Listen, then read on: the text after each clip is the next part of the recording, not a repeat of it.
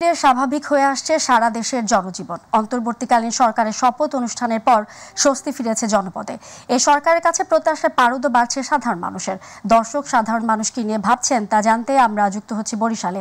দর্শক সেখানে আছেন আমাদের সহকর্মী পারভেজ রাসেল, আমরা সরাসরি যুক্ত হচ্ছি তার সাথে।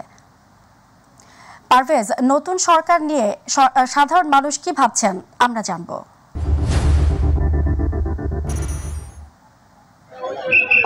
ফৌজিয়া, যেমনটা জানতে চেয়েছেন, জানেন যে আসলে দেশে অন্তর্বর্তীকালীন সরকার গঠনের পরে আসলে আজ কিন্তু বিভিন্ন দপ্তরও ভাগ করে দেওয়া হয়েছে। তারপরেই কিন্তু গোটা দেশের সাথে একযোগে বরিশালেও সাধারণ মানুষের মধ্যে স্বস্তি ফিরে এসেছে এবং মানুষ এখন এই সরকারের তত্ত্বাবধানে বা এই সরকার পরিচালনার মধ্যে যাতে বাংলাদেশ একটি শক্তিশালী, সুন্দর, পরিচ্ছন্ন একটি দেশ হিসেবে গড়তে পারে, এমনটা কিন্তু তাদের প্রত্যাশা রয়েছে। আমরা কথা বলেছি বরিশালের খেটে খাওয়া মানুষের সাথে, আমরা কথা বলেছি সাধারণ মানুষের সাথে, আমরা কথা বলেছি উচ্চবিত্ত, নিম্নবিত্ত এবং নিম্ন মানুষের সাথে। তারা বলছেন যে এখন যেভাবে ছাত্ররা তারা এই বাংলাদেশটাকে তাদের মধ্যে নিয়ে নিয়েছে, তারা একটি লক্ষ্য হিসেবে নিচ্ছে, তারা বাংলাদেশের মানুষকে শৃঙ্খলা শেখাচ্ছে। এইভাবে যদি বাংলাদেশ চলতে থাকে তবে আগামীতে একটি সুন্দর একটি রাষ্ট্রে পরিণত হবে আমাদের এই বাংলাদেশ। সব মিলিয়ে দেখছেন এই মুহূর্তে আমি রয়েছি বরিশাল নগরীর প্রাণকেন্দ্র জেলখানার মোড়ে।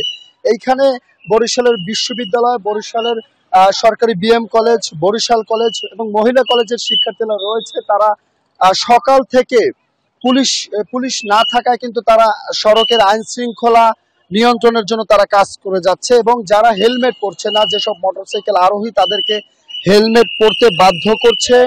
পাশাপাশি যেসব গাড়িগুলো রয়েছে, প্রাইভেট কার, মাইক্রোবাস, যেসব গাড়ির চালকরা সিট ব্যবহার করছে না, তাদেরকে সিটে বেল ব্যবহার করতে বাধ্য করছে এবং সচেতন করছে।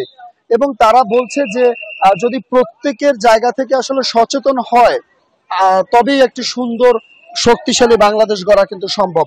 সব মিলে সাধারণ মানুষ বলছে যে এই নতুন যে সরকার গঠিত হয়েছে, অর্থনীতিবিদ ডক্টর মোহাম্মদ ইউনূসের নেতৃত্বে আগামীর বাংলাদেশটি হবে একটি দৃষ্টান্তমূলক গোটা বিশ্বের বুকে। তো আপাতত এই রয়েছে বরিশাল থেকে আমার কাছে মানুষের ভাবনার সবশেষ পরিস্থিতি।